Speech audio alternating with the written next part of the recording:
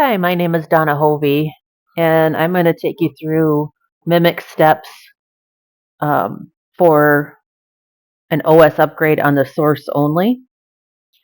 So you can see my Mimix environment. Just have a couple data groups here.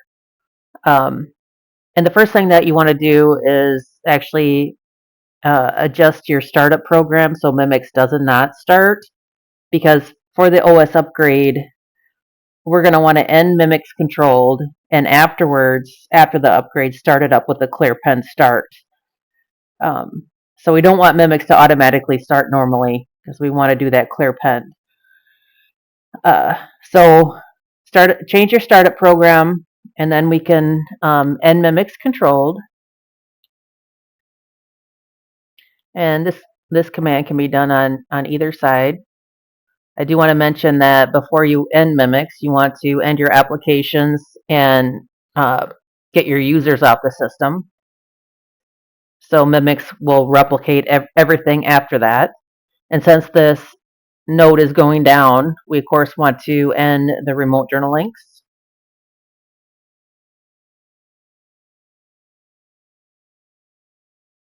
Okay, that's complete.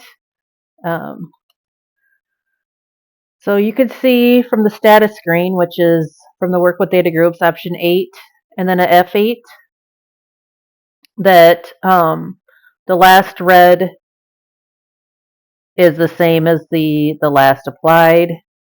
And you also want to check for any open commits. You shouldn't have any because we ended the applications and then we ended Mimix controlled. But if you do have an open commit, you need to start up that particular data group back up and then end it again until that commit closes, until you see the commit is closed. So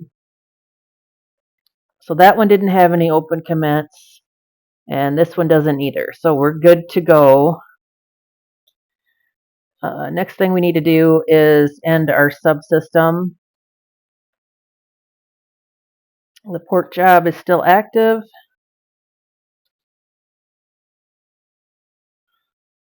Okay, so now we're at a point that the OS upgrade can be done. And afterwards, we just want to make sure that there's no access paths getting rebuilt.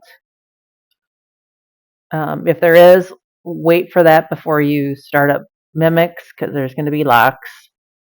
And we can start the subsystem back up.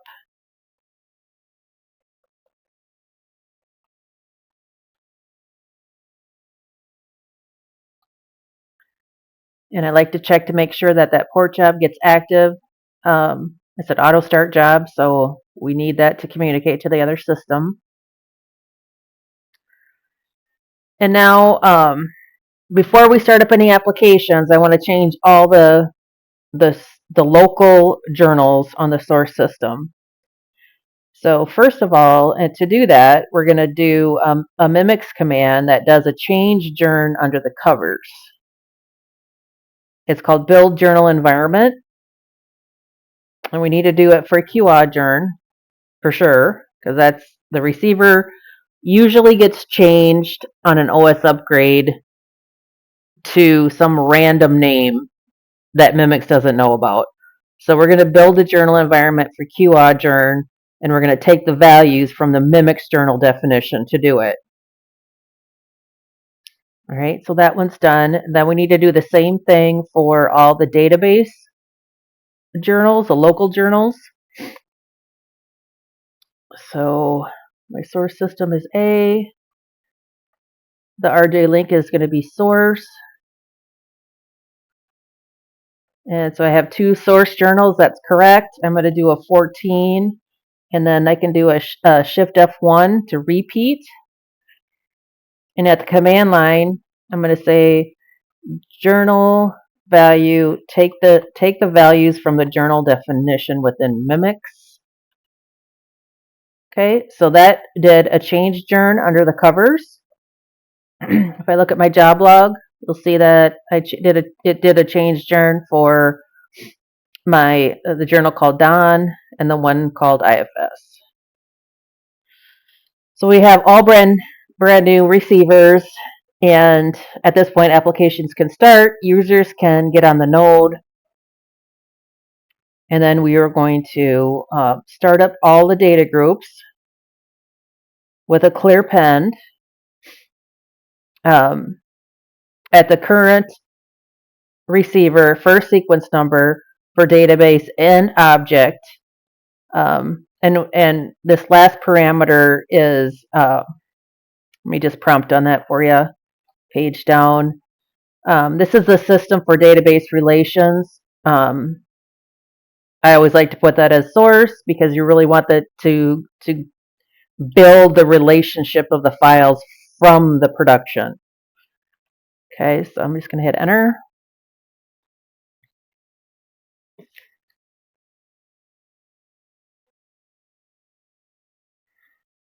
All right, so that's done. Let's just check out WorkDG. Everything's active. That looks good. But since we only did start DG, I'm going to do a start Mimix. Just basically start all the monitors and other processes that need to be started. And now everything should be active. So everything looks good. I did forget to mention that if you do run the GUI server from your source system, that will need to be ended as well. Let me just show you that command, and then start it up afterwards. So the command for the GUI server is nvsi server. My environment does not have that running on the source, so it's fine. And that's it. Basically, now change your startup program back to the way it was, and that's all there is to it. Thank you.